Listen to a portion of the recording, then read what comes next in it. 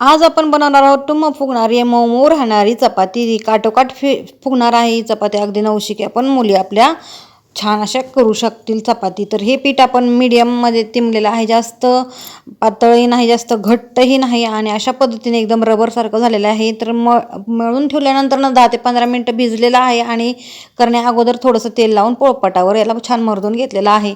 तर हे पीठ असं मर्दून झालं आहे. आता लाडू इतका गोळा घ्यायचा, पीठ लावून घ्यायचं त्याला आणि असं छोटंसं लाटून घ्यायचं आहे.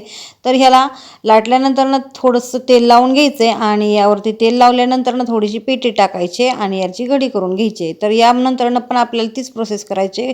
तेल लावायचे, पीठ टाकायचे, घडी करून घ्यायची आणि पूर्ण ही चपाती अशी लाटून घ्यायची. तर ही चपाती इतकी सहज लाटली जाते, छान असं मळून घेतल्यानंतर आणि हे लाटताना आपल्याला मध्यभागी अजिबात भार द्यायचा नाही. अगदी काठोकाठ हलक्या हाताने आपल्याला ही चपाती लाटायची आहे आणि अशा पद्धतीने तुम्हाला हवे तितकी तुम्ही मोठी किंवा छोटी करू शकता. आणि अशा पद्धतीने ही चपाती लाटून झाल्यानंतर ह्या तवा तापलेला आहे त्यावरती तेल सोडायचे.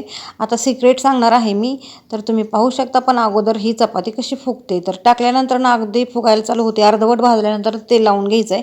काठोकाठ चपाती फुगणारच आहे आपली आणि तेल लावून झाल्यानंतर बघू शकता आपली चपाती अशा पद्धतीने फुगलेली आहे. तर सिक्रेट असं आहे की ती चपाती आपण जी 3 घड्या घालतो त्या घड्या तशाच ओपन राहतात आणि फुगल्यानंतर त्या घड्या त्या ठिकाणी उरल्या जातात आणि त्यातनं हवा निघून जाते. पूर्ण चपाती आपली फुगली जात नाही. तर यासाठी आपण अशा पद्धतीने पूर्ण घड्या मिटवून टाकायच्या. एकदम काठोकाठ आपली चपाती फुगणार म्हणजे फुगणारच. तर ही रेसिपी आवडली असली तर एक लाईक करून सबस्क्राईब करायला विसरू नका. धन्यवाद.